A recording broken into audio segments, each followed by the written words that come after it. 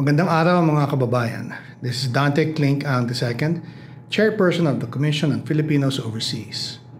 The CFO is the government agency that helps Filipino immigrants prepare for a successful life overseas. Unlike other migrant-focused agencies, the CFO plays a unique role in strengthening the economic, cultural, and political ties between Filipinos overseas and the Philippines. Even before our kababayan leave for foreign lands, CFO equips immigrants with information and helps them easily integrate into their destination countries and prepares them to become successful ambassadors of Filipino culture and excellence. For us at the Commission on Filipinos Overseas, the global Filipino diaspora is an untapped resource beyond remittances, waiting to be unlocked for intellectual, cultural, and national growth. As we strengthen a fabric that connects the global Filipino community through various programs and initiatives, we transform the challenges of brain drain into opportunities of brain gain. The CFO seeks to nurture the strong sense of Filipino community across the globe, while also encouraging them to contribute to the nation's development. We thank Radyo Pilipinas for giving us this platform to the challenges and triumphs of migration and development. We hope that the global Pinoy will be made aware of the programs and services that empower them toward meaningful migration and pave the way to immigrant success. Tandaan kabayan, para sa inyo ito, mabuhay ang bagong Pilipinas.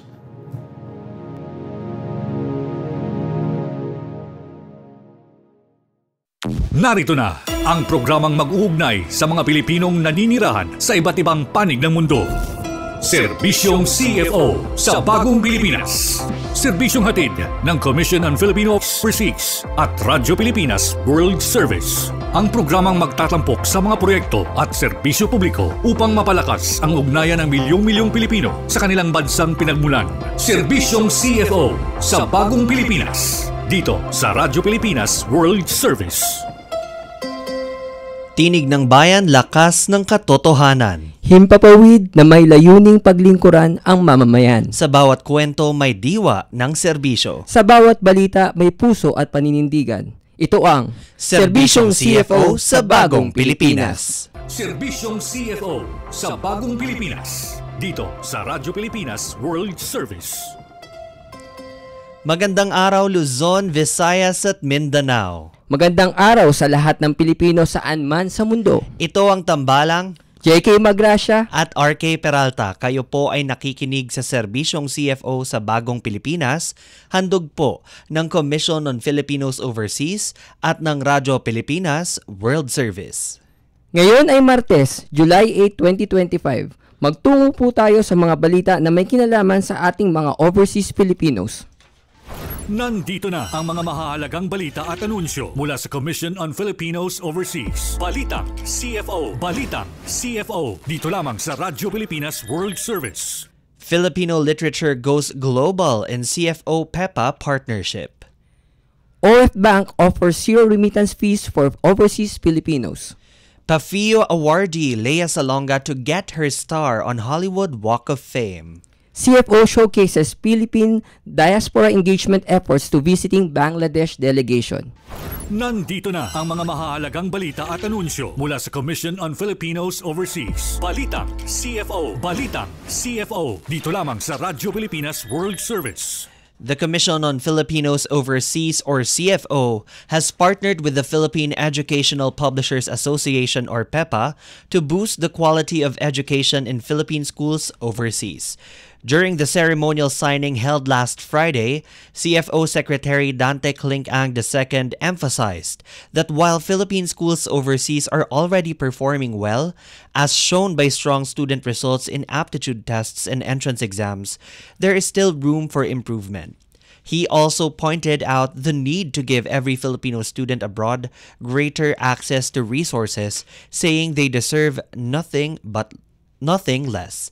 At present, there are 34 Philippine schools overseas serving around 25,000 students across the globe.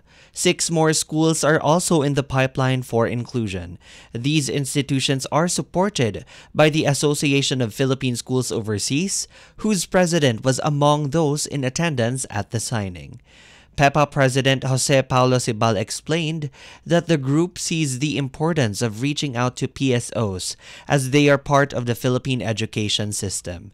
He said that through this partnership, PEPA will be included to connect with more schools, including those that have been less active in recent years, especially with Secretary Ang's plans to energize education support abroad. Sibal also noted that PEPA intends to extend the benefits of its local programs, including products, workshops, and seminars to Philippine schools overseas. He emphasized that these schools should enjoy the same variety of options and educational support available to institutions in the Philippines. The CFO, in collaboration with the Department of Education, provides policy and program support to PSOs and serve as the secretariat of the Interagency Committee on Philippine Schools. In this role, it helps develop and implement guidelines for the operation, management, and accreditation of these schools abroad. To help ease the burden of sending remittances back home, the Overseas Filipino Bank or OF Bank is offering 0% transaction fees, a stark contrast to the global average of 6.5%. Speaking during the 6th installment of the Chairman's Report hosted by Commission on Filipinos Overseas Secretary Dante Clink Ang II, OF Bank President and CEO L. Cid Pangilinan explained that the only cost to Filipinos abroad is the foreign exchange fee from their bank to OF Bank. He reiterated the bank's commitment to making remittances more affordable, emphasizing that this initiative is part of their core mission to support families in the Philippines. Pangilinan also pointed out that while traditional banks charge around 10% and money transfer offices charge about 6.5%, the United Nations recommends reducing this to just 3%. OF Bank, for their part, he said, goes even further by offering 0% transaction fees, making the service completely free for overseas Filipinos. To further strengthen this initiative, OF Bank has partnered with the CFO to promote financial literacy and empowerment for Filipinos abroad. One of the CFO's key programs is Peso Sense, a financial literacy campaign that equips overseas Filipinos and their families with practical tools to make informed financial decisions, avoid scams, and plan for long-term stability. CFO Secretary Ang highlighted that financial education and access are critical pillars of reintegration and resilience for the Filipinos overseas. He stressed the importance of partnerships with institutions like OF Bank to help Filipinos manage their finances more effectively and play a greater role in the country's economic development. OF Bank is the first fully digital bank in the Philippines. It provides a seamless, branchless banking experience that allows clients to open an account anytime, anywhere, with no initial deposit or maintaining balance required. This setup removes traditional barriers to access, making banking more inclusive and convenient for Filipinos worldwide. In other news, another proud moment for the Filipino global community. Tony Award-winning theater icon and presidential awardee for Filipino individuals and organizations overseas or PAFIO recipient Lea Salonga has been selected as part of the Hollywood Walk of Fame's class of 2026. The announcement was made by the Hollywood Chamber of Commerce with confirmation coming from Lisa Liu, co-founder and executive producer of the Manila International Film Festival or MIFF. Liu shared that it was MIFF who nominated Salonga for this recognition and confirmed that the selection was officially finalized just this week. According to Liu, this honor celebrates not just Salonga's immense talent, but also everything she stands for: excellence, integrity, and of course, cultural pride. She underscored how Salonga continues to serve as a trailblazer and a voice for generations, opening doors for countless Filipinos and Asian artists around the world. Salonga will receive her star in the live theater category, making her the fourth Filipino and the first Filipina to be honored with a star on the iconic Hollywood Walk of Fame. Other Filipinos with stars include comedian Rob Schneider, music icon Bruno Mars, and Apple the App of the Black Eyed Peas, who is set to receive his star alongside his bandmates. Following the announcement, Salonga expressed her gratitude through social media, sharing her surprise and joy at the recognition and thanking the Manila International Film Festival for nominating her as part of the Walk of Fame's upcoming class. Joining Salonga in the Walk of Fame of 2026 are some of the biggest names in global entertainment, including Miley Cyrus, Josh Groban, Shaquille O'Neal, Demi Moore, Molly Ringwald, Emily Blunt, and Timothy Chalamet. In other news, the Commission on Filipinos Overseas, or the CFO, welcomed delegates from the Bangladesh Ministry of Expatriates, Welfare and Overseas Employment during a study visit held on July 4, 2025 in Quezon City. The visiting delegation, led by Senior Secretary Dr. Neyamat Ula Buyan, is in the country to gain insights into the Philippines' labor and diaspora policies and overseas employment strategies. The group represents various sectors from the People's Republic of Bangladesh and aims to explore best practices that can help enhance their own diaspora engagement frameworks. During the meeting, the CFO, headed by Secretary Dante Clincang II, shared an overview of the agency's mandate and presented key diaspora engagement programs and policy initiatives. Personnel from the CFO's Policy, Planning and Research Division, Project Management Division, and Migrant Integration and Education Division also took part in the presentations. The discussions highlighted the CFO's efforts in promoting the welfare of overseas Filipinos and strengthening the country's connection with its global community, initiatives that have earned international recognition and serve as a model for other countries exploring similar approaches. This visit marks another opportunity for the Philippines to share its experience in engaging its diaspora and contributing to the global conversations on labor migration and overseas employment. Alamin ang mga serbisyong inihahatid ng Commission on Filipinos Overseas. Serbisyong CFO. Dito lamang sa Radyo Pilipinas World Service. At ngayong araw, tatalakay natin ang mandato ng Interagency Council Against Trafficking or AYACAT at ang koneksyon nito sa Commission on Filipinos Overseas. Upang malaman ng ating mga viewers and listeners ang mandato po ng AYACAT at ang koneksyon ng CFO. Sa ating mga tagapanood at tagapakinig, iniimbitahan po namin kayo na magpadala ng inyong mga katanungan sa pamamagitan ng pagkomento sa ating Facebook Live at babasahin po natin yan mamaya lamang. Tayo ay kasalukuyang napapanood sa official Facebook pages ng Radyo Pilipinas World Service at ng Commission on Filipinos Overseas. Tama yan, Attorney Carlo, upang bigyan tayo ng mas malalim na paliwanag tungkol sa Commission on Filipinos Overseas at syempre ng AYACAT at ang ating tungkulin sa AYACAT. Pinaunlakan tayo ngayong umaga ng ating espesyal na panauhin mula dito sa kanilang opisina. Let us welcome DOJ AYACAT Executive Director Hannah Lizette S. Manalili. Good morning, Attorney Hannah. Welcome po sa serbisyong CFO sa Bagong Pilipinas. Good morning, JK and RK. Good morning sa lahat ng nakikinig at nakasubaybay sa Radyo Pilipinas. Good morning, Director Hannah. Ayun, partner, baka may itatanong ka kay Attorney Hannah. Oo nga. Unang-una, nagpapasalamat muna ako kay Director Hannah kasi alam ko na sobrang busy niya ngayon, lalo na maraming kaganapan sa AYACAT. Director, nabalitaan lang namin na espesyal ang buwan ng Hulyo. Meron po tayong ginugunita, ang Anti-Trafficking in Persons Month. Ano po ba mga pangunahing activities ng AYACAT ngayong buwan? Alinsunod po netong ginugunita nating buwan? Tama yun, no? Ang July ay tinalaga bilang National Anti-Trafficking in Persons Awareness Month. And alinsunod nga dito, mayroon tayong mga pangunahing activities na isusulong ng AYACAT alinsunod ng mga partner member agencies ngayong buwan. So, magsasagawa tayo ngayon ng malawakang mga awareness campaigns kasama ang iba't ibang kawani ng gobyerno sa buong Pilipinas. Ilan sa mga ito ay nangunguna na nga yung katatapos lang at very successful na AYACAT Sports Festival 2025 na talaga namang marami ang mga nag-participate na member agencies at isa itong aktibidad para itaguyod yung pagkakaisa sa hanay ng mga miyembrong ahensya gamit ang sports, larangan ng sports. So, ginanap ito at matagumpay na naganap noong nakaraang linggo lang, July 1 to 4 sa Rizal Memorial Sports Complex. At nagsilbi ito bilang kick-off event para sa ating National Anti-Trafficking Awareness Month. Bukod pa rito, meron din tayong Blue Day Fridays. So, hinihikayat natin ang lahat na magsuot ng asul na damit tuwing Biyernes bilang simbolo ng pakikiisa laban sa human trafficking.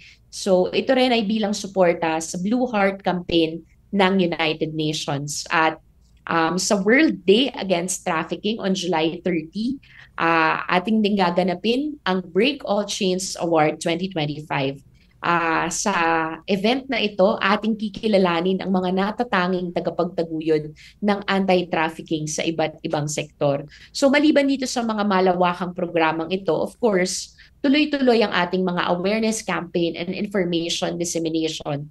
So magsasagawa ng iba't ibang free online webinars ang IACAT, mga miyembrong ahensya, task forces at iba't iba pang unit, hindi lamang sa national government pero maging sa lokal na ahensya tungkol sa trafficking trends, prevention, and reporting mechanisms. At nandyan pa rin yung tradisyonal na pag-disseminate ng impormasyon sa pamamagitan ng information and educational materials. Kasama ang iba't ibang sektor ng lipunan, tuloy-tuloy ang IACAT sa pamimigay at pagpo-post ng iba't ibang kampanya kontra human trafficking. Maraming salamat, Director Hana. Meron lang akong dagdag na katanungan. Meron po kasi tayong mga audiences ngayon live sa Facebook para po sa mga nanonood na hindi pa po alam kung ano nga ba ang role ng IACAT at ang koneksyon ng Commission on Filipinos Overseas sa IACAT. Maaari niyo po ba kaming bigyan ng brief background ng ating council laban sa anti-trafficking? Sure, para sa kaalaman ng lahat. So ito na nga, nagsimula na nga ang ating awareness and information campaign. Ang IACAT po ay tinatawag na Interagency Council Against Trafficking at ito po ay tinalaga sa ilalim ng batas bilang sentrong patnubay at tagapag-coordinate sa mga programa ng gobyerno at ng buong bansa laban sa human trafficking. So sama-sama po nito ang programa tungkol sa advokasya, programa sa prosecution at investigasyon at kasama po ang proteksyon sa ating mga biktima at survivors ng human trafficking. At ang Interagency Council Against Trafficking po ay binubuo ng 25 ahensya ng gobyerno at 3 non-government organization.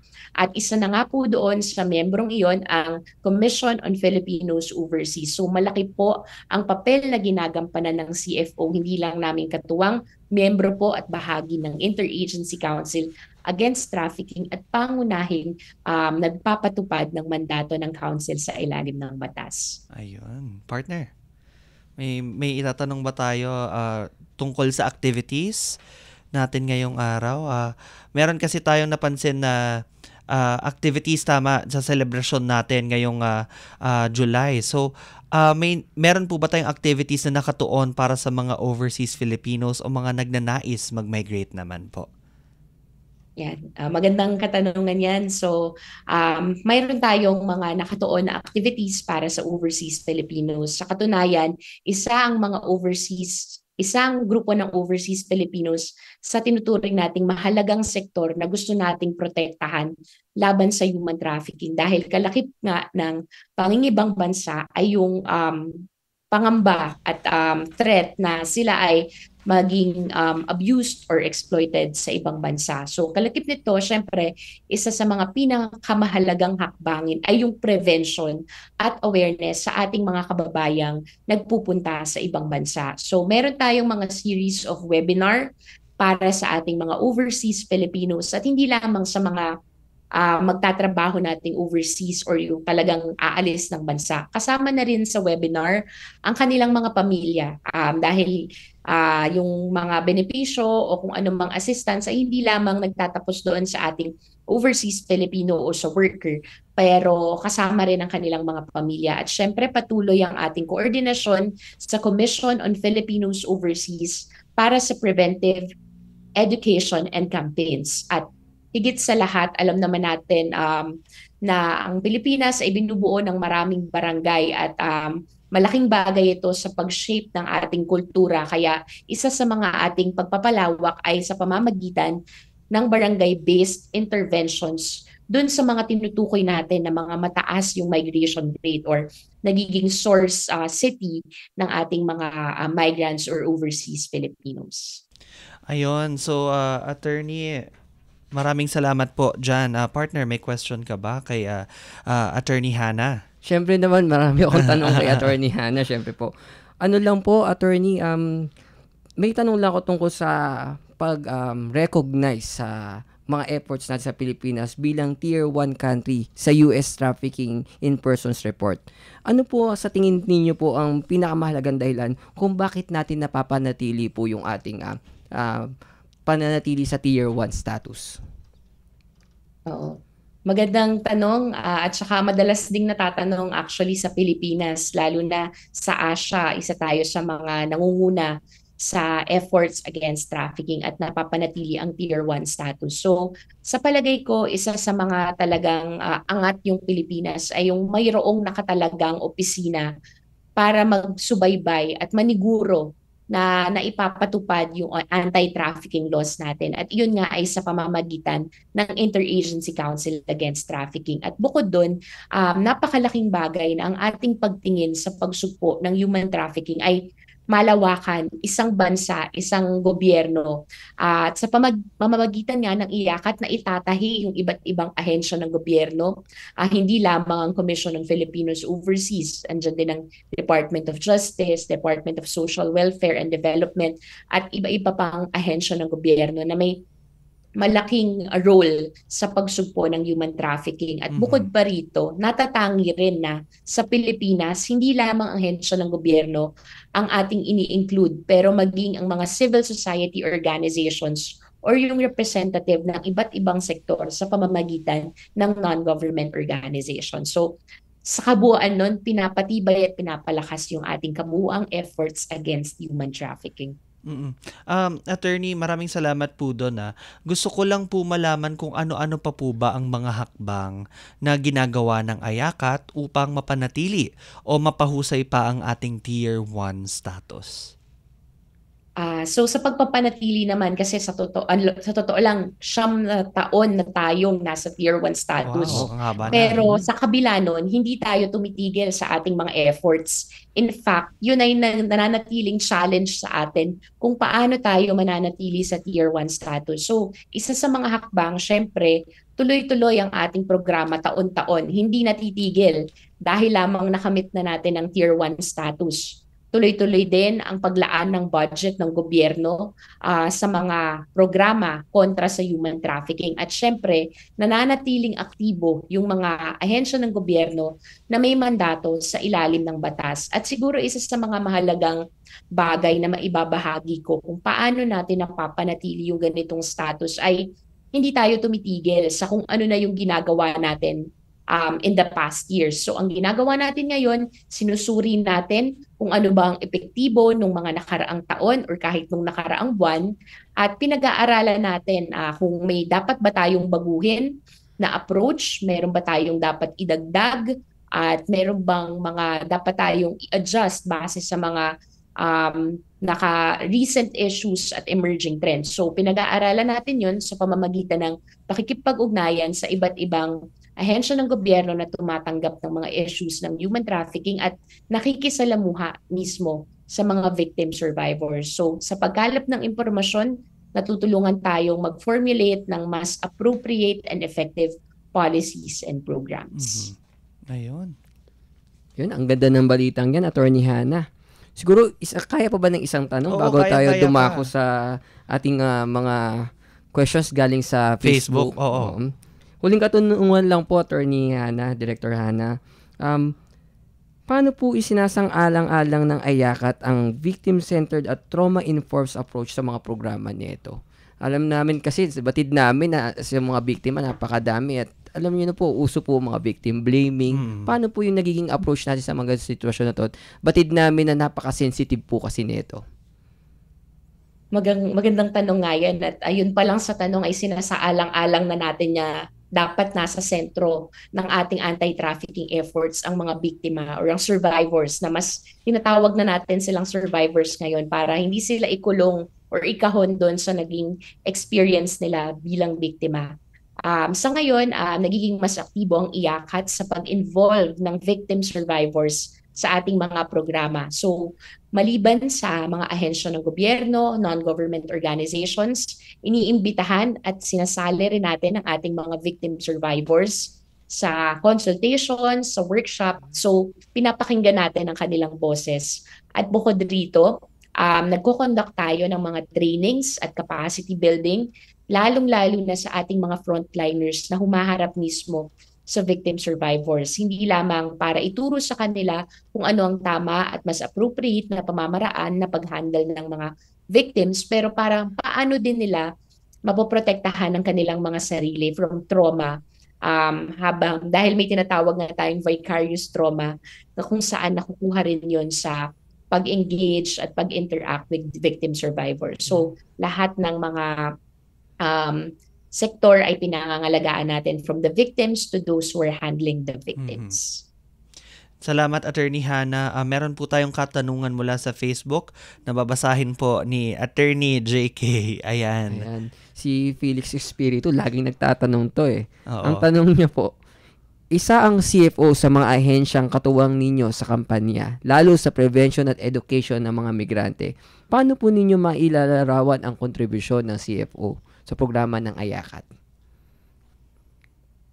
Sige, salamat dun sa katanungan. Bilang paglarawan sa role ng CFO, so unang-una, nabanggit ko kanina na miyembrong ahensya ang CFO, so may mandato rin sa ilalim ng batas. Pangalawa, bukod pa dun sa mandato na talaga ng CFO, gusto ko lang ibahagi na actually ang CFO ang lead ng advocacy and communications ng IACAT. Kaya malaking papel ang ginagampanan laban sa human trafficking sa pamamagitan at sa aspeto ng prevention at information dissemination. Isang CFO sa mga pangunahing ahensya na nilalapitan ng mga Pilipinong nais maging migrant or maghanap ng opportunity abroad or magtrabaho sa ibang bansa. At malaking bagay ang mga orientation programs tulad ng pre-departure orientation seminar at guidance and counseling program ng CFO. Kasi dito natin napapalaganap yung impormasyon sa ating mga kababayan. Alam nyo nga, prevention is better than cure, kaya malaking bagay na agad ito. At sa pamamagitan ng CFO na ipaabot natin sa ating mga kababayan ang mahalagang impormasyon hinggil sa panganib ng human trafficking at ang mga karapatan, proteksyon at kung saan sila pwedeng humingi ng tulong kung sakaling sila ay malagay sa alanganing sitwasyon. So hindi lamang ito basta pag-conduct ng seminar, matibay ang layunin ng CFO na protektahan ng ating mga kababayan, lalo na yung mga nagtutungo sa ibang bansa. At higit sa lahat, ginagawa ito sa paraang angkop, culturally sensitive at malinaw sa mga benepisyaryo. Bukod pa rito, alam kong maraming education program ang CFO. So ito ay nakakatulong sa paghatid ng edukasyon sa grassroots level, lalo na sa pag-abot ng tulong sa mga barangay. Alam nyo naman na isang malaking impluwensya ang komunidad sa ating kultura at sa ating pamumuhay. Kaya yun, medyo marami na akong nabanggit pero ilan pa lang yun sa talagang mahalagang role ng CFO Director, sa huling katanungan na lang against human trafficking. Director, huling katanungan na lamang, no? Bago po tayo mag-proceed sa dulo ng ating programa para sa inyong mensahe. Recently po kasi, ang 1343 hotline natin for anti-human trafficking ay nag-expand na for free calls internationally. Sa tingin niyo po, paano po ito makatutulong sa ating mga kababayan abroad, lalo na sa mga biktima ng human trafficking? Dahil libre na po ang tawag sa 1343 kahit nasa ibang bansa. Sa tulong ng Timbo app, no? Yes, ng PLDT, no? Napakalaking bagay kasi nung bago ito nag-expand, local lang. And in fact, meron pa yatang fees na para makatawag. So ginagawang accessible sa tulong ng programang ito at ng pakikipag-ugnayan ng CFO, nagiging mas accessible at mas mahihikayat ang ating mga kababayan na mag-report o sumangguni o tumawag sa hotline kung sakaling sila ay may pangangailangan. So, mas matutulungan natin ang ating mga kababayan, mas makakapag-responde tayo kung sila ay nakakapag-report. At napakalaking bagay talaga na libre ito para sa lahat. So, nababawasan kumbaga yung hurdles para maabot natin sila at maabot nila tayo. Ayun po, Director Hana. Maraming salamat ulit. Bago po tayo magtapos, ano po ang inyong huling mensahe para sa ating mga viewers and listeners tungkol po sa DOJ AYACAT at syempre sa CFO na rin po? Ayun. So, bilang panghuling mensahe, ayun, maraming salamat ulit sa oportunidad para makapagbahagi tungkol sa Interagency Council Against Trafficking sa ilalim ng Department of Justice at sa pakikipag-ugnayan sa Commission on Filipinos Overseas. So bilang huling mensahe na lang siguro, gusto kong iwan yung mensahe na yung laban sa human trafficking ay isang malawakang responsibilidad nating mga mamamayan. So hindi lamang ng CFO, ng Department of Justice at ng IACAT. Kaya hinihikayat namin ng lahat na makibahagi, hindi lamang ngayong selebrasyon ng Anti-Trafficking Awareness Month, kundi maging mapanuri at pagmatyag at magkaroon ng malasakit dahil ang laban sa human trafficking ay pakikipagkapwa-tao. Ito ay laban sa exploitasyon sa mga kapwa natin, mamamayan at kapwa-tao. So maraming salamat po sa inyong lahat at patuloy po ang ating laban against human trafficking. Maraming salamat po DOJ AYACAT Executive Director Hana Manalili sa pagbabahagi ng inyong oras at kaalaman sa talakayan ngayong araw. Talagang marami po kaming natutunan tungkol sa kahalagahan ng AYACAT at ang responsibilidad ng CFO sa Interagency Committee na ito. Tunay na mahalaga ang AYACAT. Maraming salamat po muli, Attorney Hana Manalili, at syempre sa lahat po ng ating mga masugid na tagapakinig at manonood. Kung nais ninyo pong malaman pa ang iba pang mahalagang detalye tungkol sa AYACAT, bisitahin ang aming opisyal na website at of course may Facebook page din po ang AYACAT at ang Commission on Filipinos Overseas para sa verified, updated at kompletong impormasyon. Alamin ang mga serbisyong inihahatid ng Commission on Filipinos Overseas. Serbisyong CFO. Dito lamang sa Radyo Pilipinas World Service. At nagdaan na naman ang isang araw ng pagsasahimpapawid para sa ating mga kababayan. Sa bawat kwento, bawat impormasyon at bawat serbisyong hatid namin, layunin naming mapalapit ang gobyerno sa bawat Pilipino saan man panig ng mundo. Tandaan kababayan, basta't balita at serbisyong publiko, CFO kasama mo saan man sa mundo. Hanggang sa muli ito ang Serbisyong CFO sa Bagong Pilipinas. Serbisyong CFO sa Bagong Pilipinas. Dito sa Radyo Pilipinas World Service.